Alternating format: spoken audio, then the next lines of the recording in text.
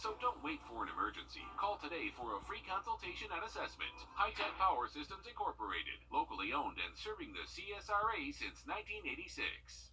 Watch WRDW News at 5:30 weekdays for What the Tech. Sponsored by Augusta Preparatory Day School, leading the CSRA in STEM education.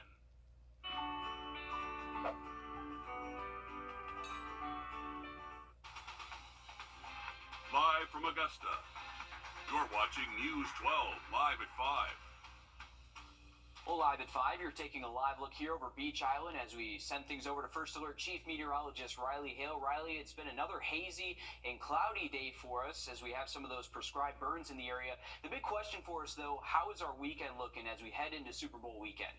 Well, right now, it looks like we are going to see some rain this weekend. It looks like it should be generic rain for the most part, but we have issued a first alert for Monday. So heading into early next week, we're going to see a little bit stronger front push through, and that is going to bring us the opportunity maybe for some severe storms. Main concern is going to be straight line winds, but potentially even a low-end tornado threat. At the moment, it looks like it's mainly going to be in the central and southern CSRA, so south of I-20 is where that threat is going to be highest, but something we're going to monitor very closely through the weekend forecast. We are expecting rain this weekend, just not expecting the severe weather threat to show up until we get to Monday.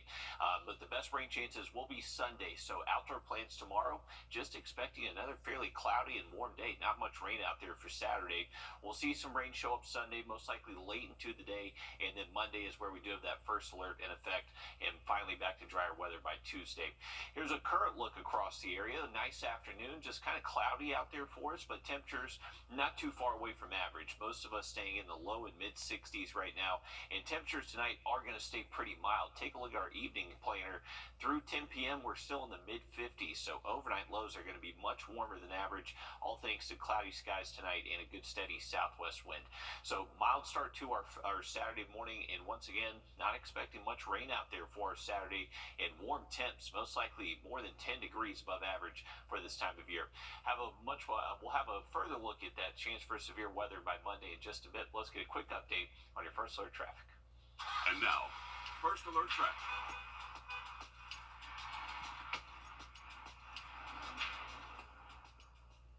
All right, here we go. Here's a live look at I-20 and Riverwatch Parkway, and at the moment, traffic not a huge problem for us right now here near the state line, so if you're traveling there, not too bad.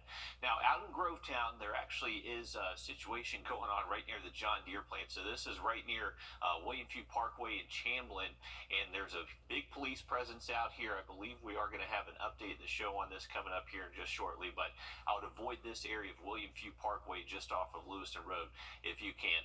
We'll have much more on the forecast for you in just about 10 minutes. All right, thanks, Riley. The burned out shell of this home is all that remains on Moore Road in Augusta after a fire early yesterday morning killed 2 young children. The Richmond County coroner later identified them as 10-year-old Tyasia Clifford and 7-year-old Aubrey Williams. A mother and her 13-year-old were able to escape. We go now to Sydney Hood live in our newsroom in Sydney. In the wake of this tragedy, total strangers are stepping up to support this family. So many people, Will, are rallying behind this family, offering everything from donations to a simple prayer. These letters you're looking at are hanging outside the house right now. A neighbor told me some kids came by to drop them off for Aubrey and Tyasia. The entire street is heartbroken by their loss, but one neighbor is turning her pain into action with hopes to give this mom the strength to continue going and show her she is loved. For her to even be able to have the strength to get up for her daughter, I commend her for that, because that's the biggest strength that she can have. So if I can give her anything that'll help her keep that strength, I will do it. And little does that mother know, she's got an entire army of people behind her to give her strength. And all new on News 12 at 6 o'clock, we'll show you how this tragedy touched one neighbor's heart to help. A terrible loss there. It's great to see the community and some of those neighbors coming together during a difficult time for that family. Thank you, Sydney, for that update. Well, South Carolina State University unveiling new safety plans after shots are fired on its campus. Arrest warrants say earlier this week a 19-year-old student got into a fight with another student and shot at the student with intent to kill. Nobody was hurt, but it left many wondering what the university was doing to prevent things like this from happening again. Today, University President Alexander Conyers said the campus will soon have a gun-sniffing dog to act as a deterrent. This dog will be able to protect our students. And as I just spoke with all of our male students, this isn't, for me, this isn't about trying to make arrests. This is about keeping everybody safe. This is about this capability to serve a deterrent so that no one gets arrested. The dog will be working for the campus in the next month or so. First, an officer must go to Alabama and train with the dog for about 3 weeks and get certified. Today, Georgia Governor Brian Kemp and law enforcement from across the state attending the funeral for State Trooper Jimmy Seneskar. He was killed last month when he crashed his patrol car during a chase in Gwinnett County. During the funeral, his fiancée spoke on the life that they'd hoped they'd share together.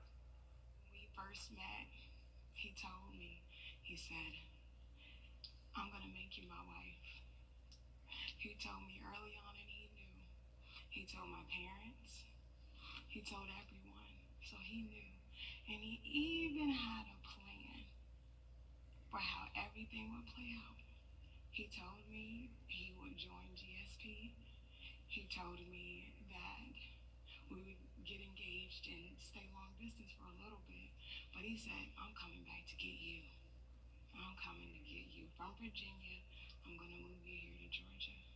And everything that he said he was going to do, he did. Our hearts go out to that trooper and his family. Authorities have arrested the suspect Seneskar was chasing when he was killed. He's now facing several felony charges. In Georgia, a bill that would require cash bail for more crimes is on its way to the governor's desk. The ACLU says if Kemp signs it into law, they will sue the state. The bill would expand the number of offenses that require cash bail for release while awaiting trial, including some misdemeanors. It also prevents an organization or individuals from bailing out more than 3 people per year. The ACLU claims this violates a person's constitutional right to due process and equal prosecutions. Critics also claim that this bill would overcrowd jails statewide. We at the ACLU of Georgia believe that we have a moral and legal imperative to do what we can to stop this law from going into effect and from wreaking the havoc that it will wreak if it goes into effect. And so our plan is to litigate and to sue the state if this bill gets signed into law. On Tuesday, a spokesperson for the governor's office said Kemp has not decided on whether he'll sign the bill into law. This spring, Orange Crush is expected to bring thousands of visitors to Tybee Island. In the past, the island says it's been overwhelmed with traffic, crime, and general chaos. But as Lindsay Stenger shows us, city leaders are getting lawmakers involved. Orange Crush has been a staple on Tybee for decades, drawing thousands of beachgoers to the island for that weekend in April. Mayor Brian West says it wasn't until the chaos that ensued last year that sparked ill will towards the event Orange Crush. It as a spring break event, but it's not that anymore. It's something much worse. But last year, promoters from the outside the college scene advertised events and activities that were simply not there. There's a large crowd of people trying to entertain themselves because there's nothing to do. This is why West says that it's not the island versus the visitors, but the island versus the promoters. A battle legislation may soon stop. I talked to Senator Watson and Representative Jesse Petrie this afternoon, and they are introducing legislation that allows the city and any municipality in Georgia to sue and recover damages from promoters that promote events, in areas like ours.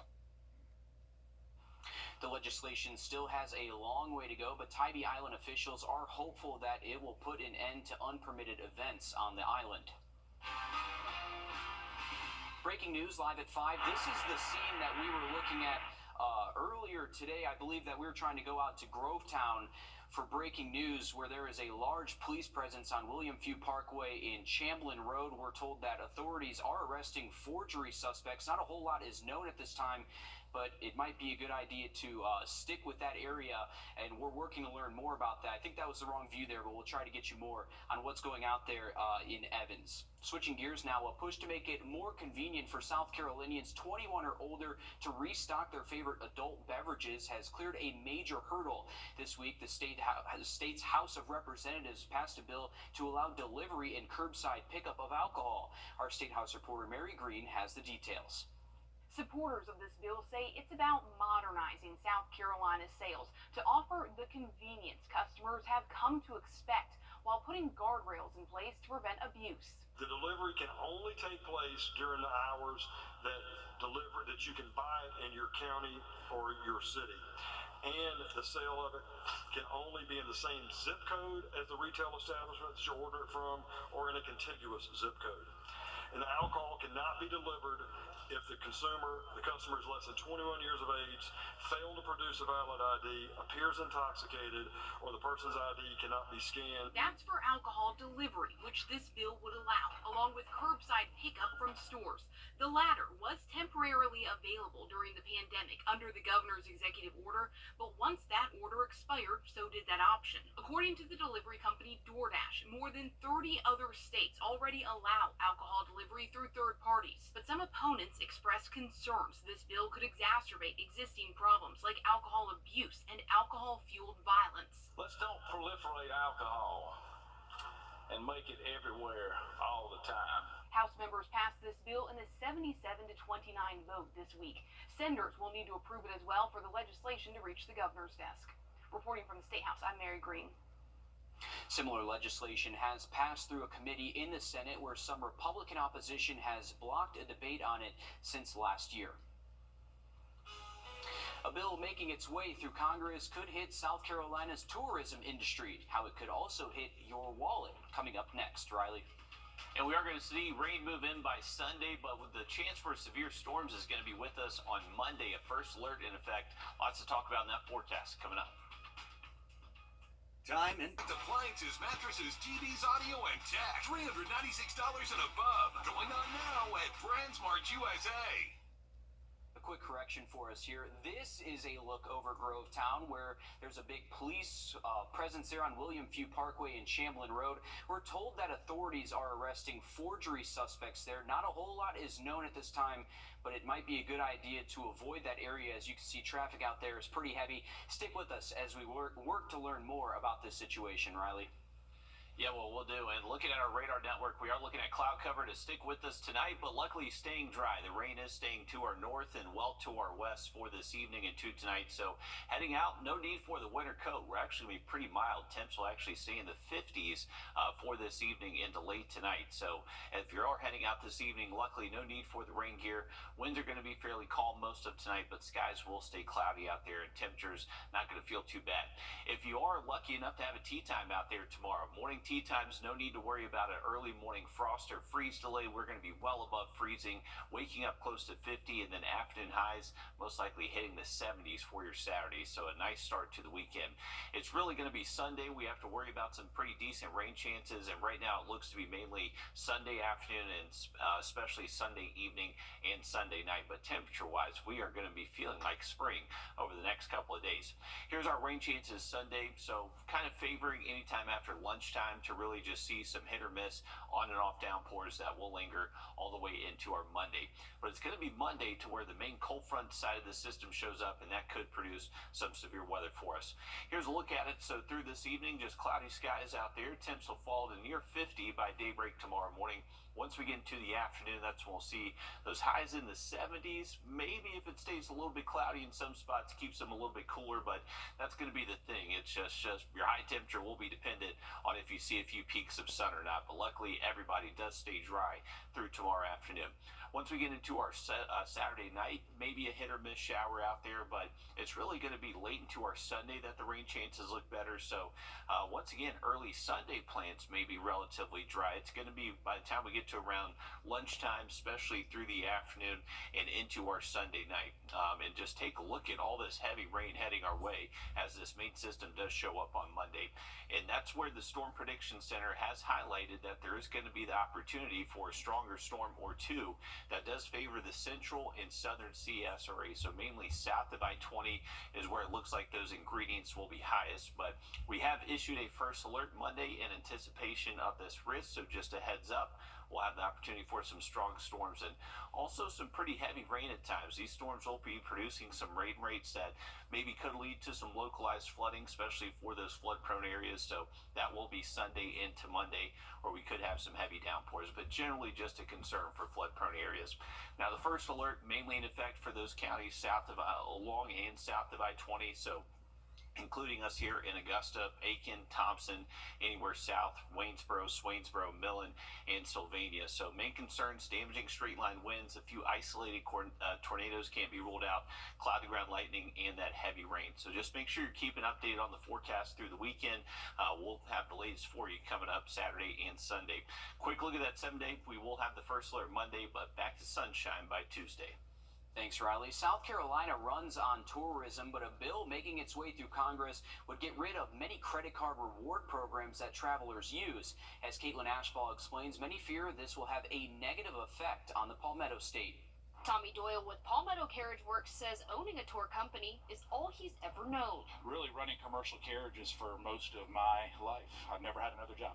He worries how one bill in Congress could shift an economy relying heavily on tourism. We carry hundreds of thousands of people a year. The impact of that law, one way or the other, I see that if it passes, will probably have a more negative impact. The Durbin-Marshall credit card bill, also known as the Credit Card Competition Act, is meant to increase competition and benefit the merchant consumer industry. Senator Dick Durbin led the charge on a similar bill back in 2010 for debit cards, eliminating rewards programs often used for travel and vacation. Small business owners also use reward programs with credit cards.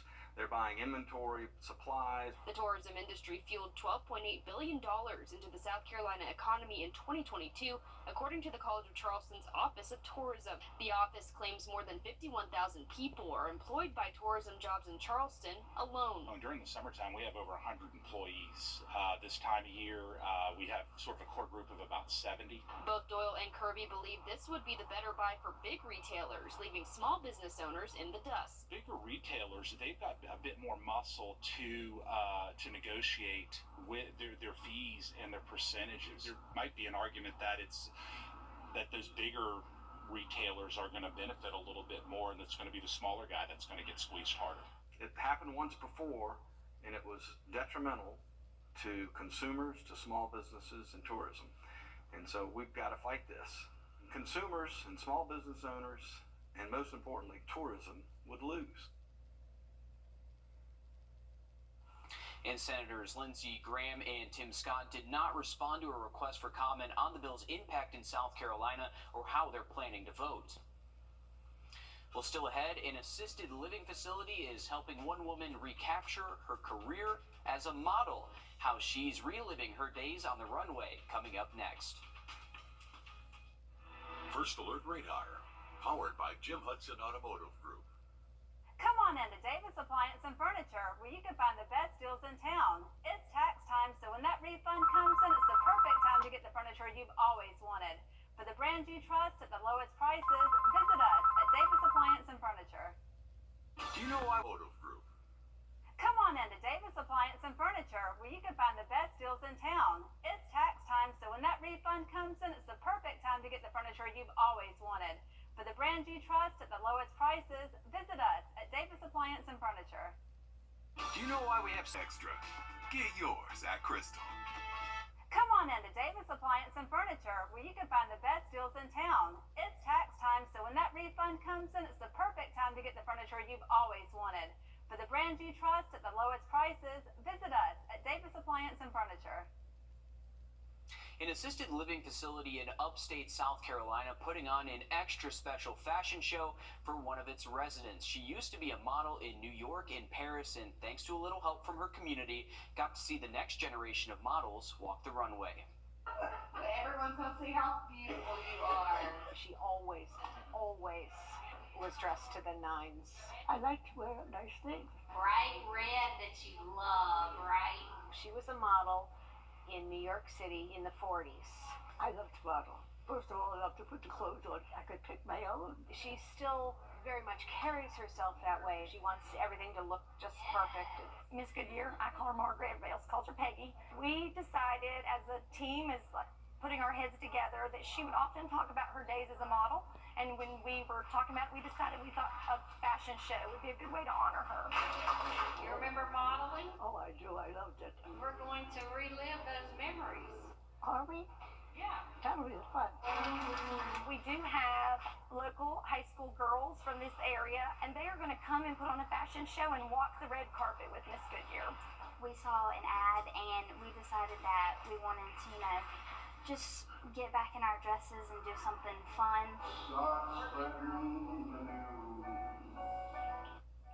Peggy is always happy to be alive and always can be found with a smile on her face, and everyone knows she likes to be stylish. She loves the glitz and glamour of what she used to do. She'll be very pleased, and she'll like the attention. She does like to be continually smile. Yeah, she likes to be the center of attention, and she'll love it.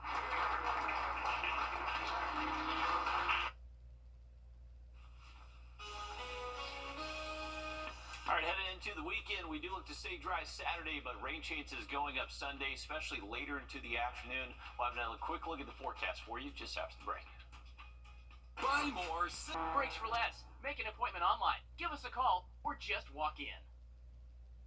Skateland of Augusta is where fun lives year-round. Skate in a clean and family-friendly atmosphere. Enjoy goodies from the snack bar or play video games while the in-house DJ plays your favorite music. Skateland is the perfect place for your child's next birthday party. Book now at skatelandofaugusta.com and be sure to check out the calendar for specialty nights, including Christian music night, family night, and adult skate night. So come to where the fun is always in season and the weather is never a problem. Skateland of Augusta.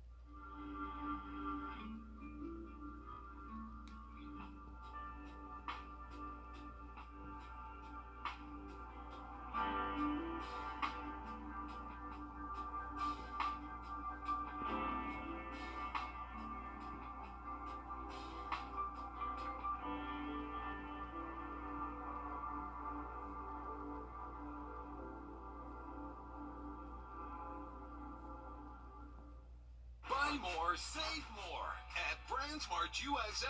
Mix top selected brands and save up to $1,000 on select appliances, mattresses, TVs, audio, and tech. $396 and above. Going on now at BrandsMart USA. Breaking news live at 5. 2 Richmond County deputies are now facing charges for an incident back in May of 2022. According to the sheriff's office, 2 deputies were called to the Charles B. Webster Detention Center for unruly inmates. The sheriff's office says body cam footage and surveillance video shows the deputies used unnecessary force. Johnny Atkinson and Austin Birch have since been fired and are now in jail themselves. They're both facing several charges, including aggravated assault and violation of oath of office. Stick with us as we we're trying to learn more about that situation, Riley. All right, thanks for that. Well, this is another scene that we've been looking at. This is from our Grovetown camera to give you your bearings of what we're looking at. So William Few Parkway here on the right far part of your screen. We got John Deere here, and this is Merchants Way, and all these vehicles you're looking at right there, those are Columbia County Sheriff's deputies. We've seen a couple of sheriffs walking through the Row Pines right there, and also on Chamblin Road that does intersect with William Few right there. Another lot of police presence here, and even a few deputies kind of looking into the woods. So looking for a couple suspects. I would avoid that area if you can. All right, thanks, Riley. Stick with us. We have more news, weather, and sports coming up after a short break on News 12 at 6 o'clock. There's your 7-day for you. Introducing the First Alert Radar Network. With up to 10 times the resolution of other local radars and technology that can pinpoint right down to your street. First just got faster. When I was a Marine, 9.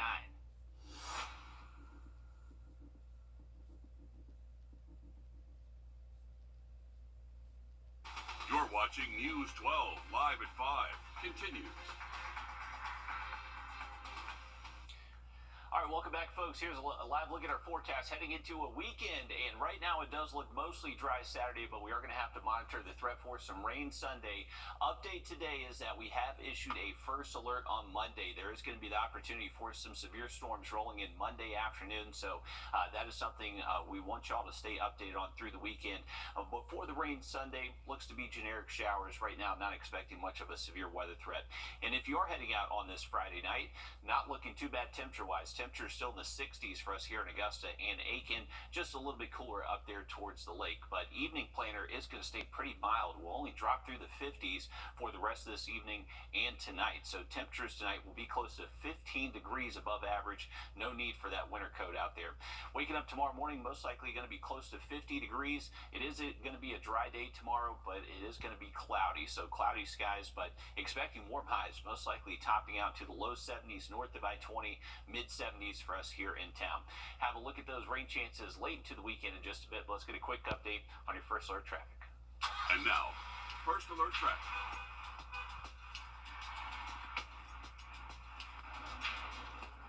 All right, here's a current look at I-20 and Riverwatch Parkway, and have not seen too many traffic issues here near the state line, so smooth sailing there.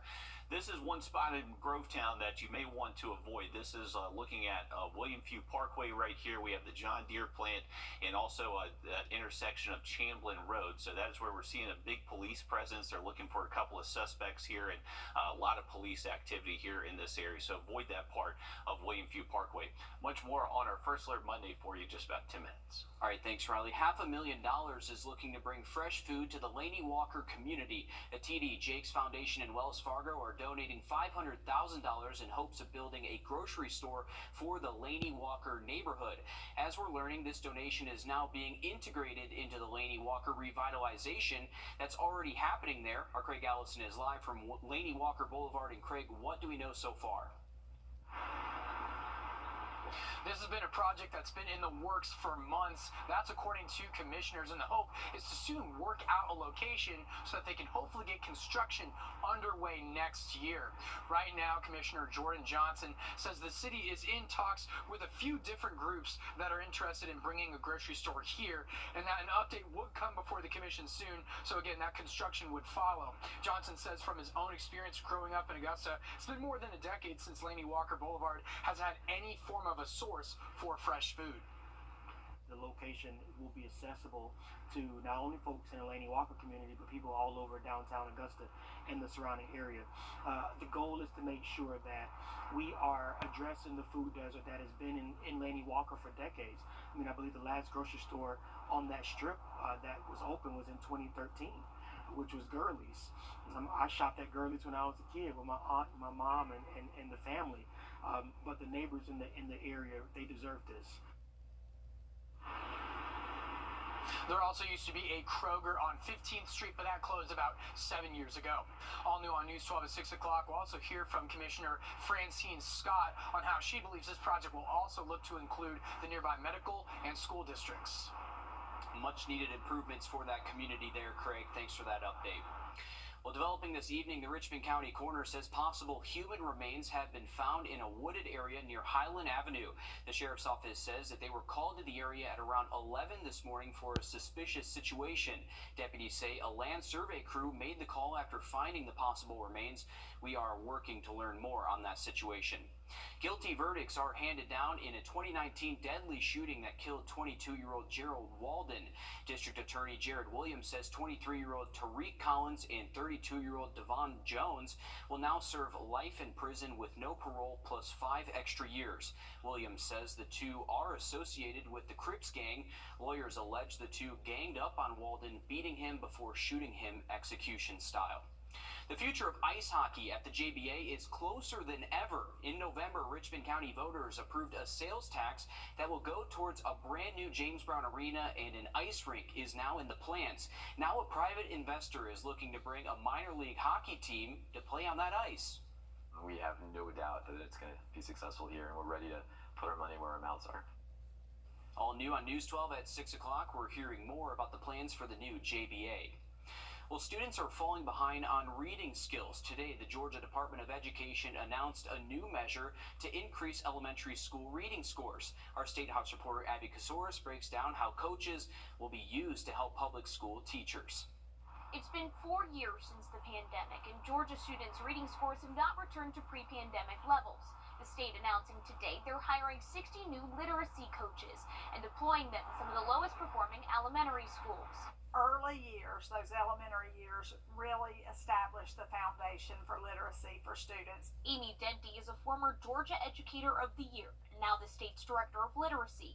Last year's Georgia Milestones results suggest that some children are having difficulty reading. More than a third of Georgia third graders are reading below grade level. Computer.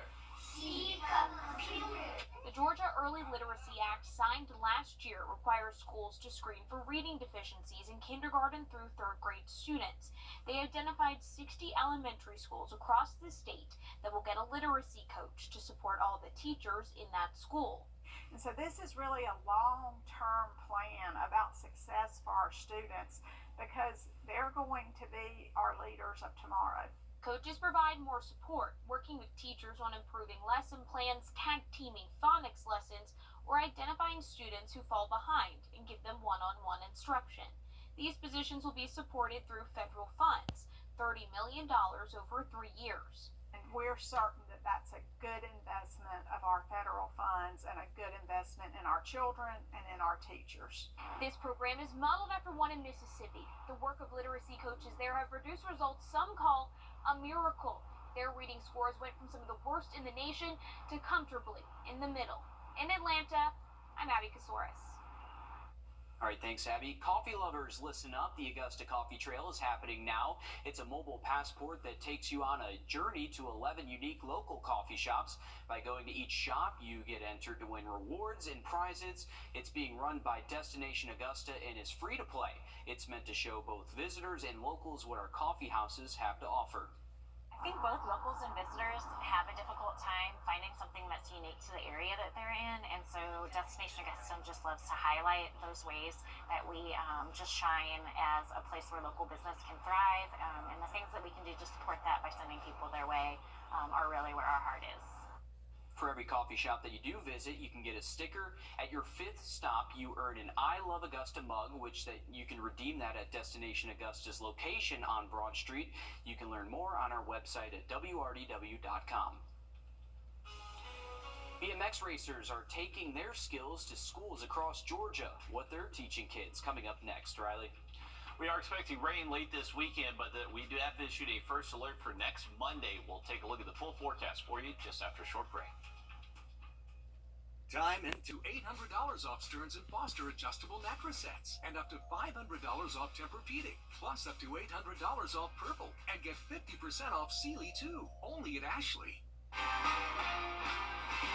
Breaking news live at 5-2. Richmond County deputies are now facing charges for an incident back in 2022. Johnny Atkinson and Austin Birch are accused of using unnecessary force against inmates back in May of 2022.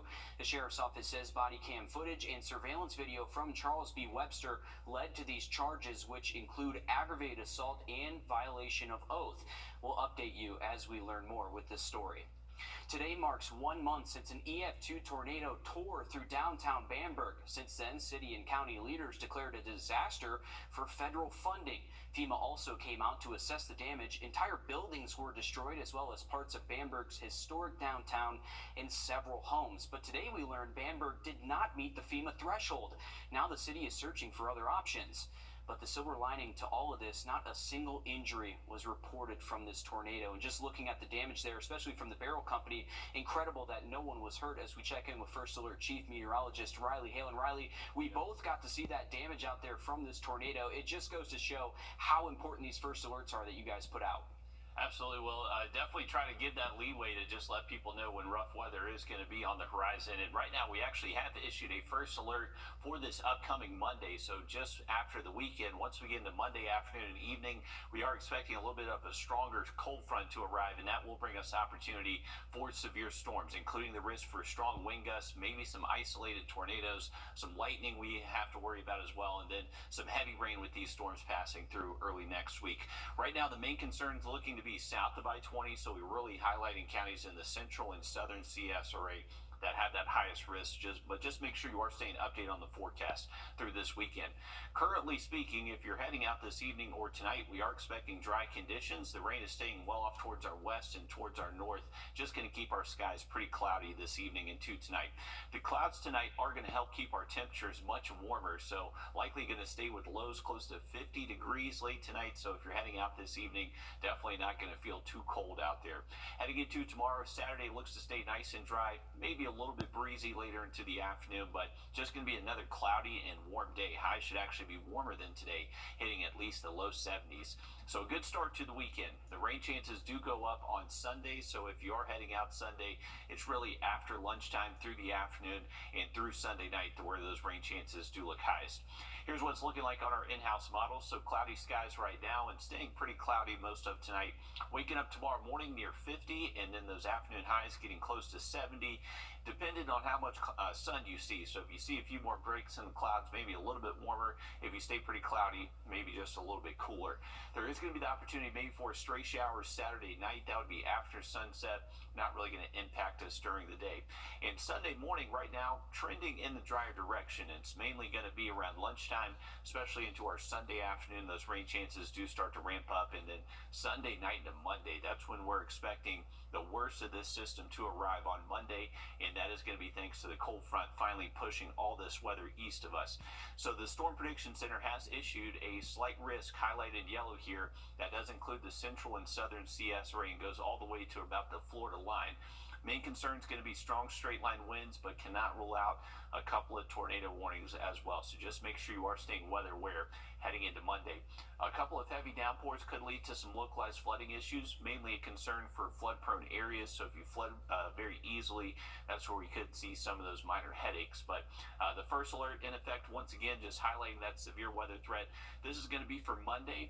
We could have to expand it north, but at the moment, we're just highlighting these counties. But this could change. Still a couple days away, so there's time for this forecast to be fine-tuned a little bit. But still expecting a pretty big pressure drop. So as the rain does move in, barometric pressure will be dropping. So unfortunately, that will increase those aches and pains. We are back to dry weather by next Tuesday. It is going to stay a little bit breezy Tuesday, but looks like our temperatures will be seasonal most of next week. Thanks, Riley. Some Atlanta area schools are learning about how to stand up to bullying, but the way that they're doing that is learning through some extreme sports. Joshua Skinner shows us how. When I was growing up, I thought guys like this were the absolute coolest, but the reason they're at Lakeside High School today is because at one point, they weren't. This is not your normal school assembly. We've had some pep rallies that come close, but not anything like this. But despite the flash, Principal Susan Stoddard is teaching a lesson here. We were having an assembly, and it was anti-bullying and no hate. Kids are in a real hard spot right now, more so than ever. Dan Sieg manages the No Hate Tour, which uses extreme sports to encourage kids to find a passion and rise above bullying. We only get about 90 seconds of their attention if we're lucky, right? And sometimes finding that passion involves bending over backwards. I don't have a regular job. Zach Newman was bullied for his bike attire as a child. I did have a pink helmet from the thrift store. Now he does this for a living. The best way to block out negativity is have something positive to go forward in. It's not so much the bully, it's more so how they react to the bully. So through tricks and jumps and ramps, the No Hate Tour hopes to lift kids up to go as high as they can pedal. We all have unique, wonderful things about us, and we need to celebrate those. The No Hate Tour travels to U.S. visiting schools to show off their skills and share their wisdom. There are no plans to come to our area this season, but schools are able to request visits for future tours. And parents, we all know this. Your kid's in their room with a phone or a computer, and it's quiet. Is there anything you can do to protect them? I'm Jamie Tucker, coming up what one expert says is the most important thing for parents to know. First Alert Radar, powered by Jim Hudson Automotive Group. The 2020 Limited. Smartphones and computers are great tools for doing just about anything, but they also make it easy for sex predators and online criminals to reach your children. Our consumer tech reporter Jamie Tucker has some tools to keep your kids safe. What the Tech, sponsored by Augusta Preparatory Day School. Hey, our kid's in his room with his phone and it's quiet. He could be chatting with friends on social media, but it could be someone he just met. And while social media makes it easy for creeps to reach out to young people, Instagram is making it a little more difficult. Meta, the company behind Instagram and Facebook, says a new tool will prevent suspicious adults from contacting and even following kids. This recent Instagram update will notify or message a teenager if they've been contacted or followed by someone who's shown to be potentially scammy or suspicious. That will include accounts from people who may be pretending to be someone else. The safety notice will suggest and make it easy for the young person to block and report the accounts. It will also direct the young user to contact the National Center for Missing and Exploited Children. Good kids are falling for this too. That's correct. This is affecting all different types of children. Catherine Riffenbart from the center suggests parents plan ahead so their child feels they can trust them. It might be our natural reaction to have anger or to ask, how could you do this? But for that child, they're already feeling a lot of despair and lack of hope. And we want to be that safe space that can help them know, thank you for coming to me. Let's make a plan together on how we can move forward and get help for you. And while there are a lot of scams to steal money and identities and passwords, sextortion is the most vile and dangerous scam out there, and it's targeting children. Parents need to be aware. That's What the Tech. I'm Jamie Tucker. It's important to note that the new Instagram tool will protect child accounts if the child has lied about their age on any social media platform. Those protections are not available. Well, take a look at this. Augusta University students and staff are in the process of painting a new mural. It's on the corner of Reynolds and 11th Street. They started last week and will be out painting tomorrow as well. Their goal is to have a mural that people will want to take photos in front of and also post on social media. On your sideline. Well, it's the final week of the regular season for our local high school basketball teams, and region championships are still up for grabs across the CSRA. Sports Director Dan Booth joins us now to tell us about a massive matchup that he'll be keeping his eye on tonight.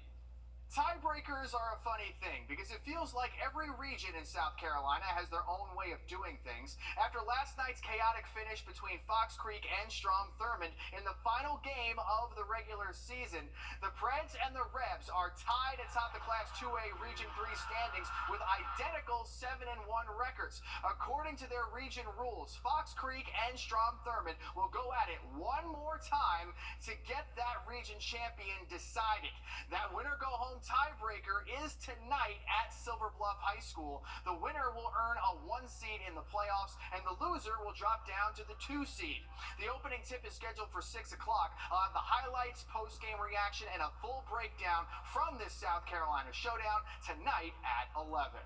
I've had the pleasure of speaking with Stan Whitlock, the vice president of the GIAA, many times during my time here. In addition to Whitlock doing everything he can to help the GIAA grow, the South Carolina native is a former professional kicker, spending time in the NFL with the Dallas Cowboys and the Chicago Bears. He won the Kicker of the Year during his time playing in the Arena Football League, and he says that his time in the NFL has positively impacted him in more ways than one. It's a day in, day out that you have to be your best. You must be your best day in, day out. Somebody wants your job. There's only 32 teams. There's only so many positions on a squad, and you're just there, and it's a roller coaster ride. You hang on for as long as you can. You can watch our full interview with Stan Whitlock on our website, WRDW.com.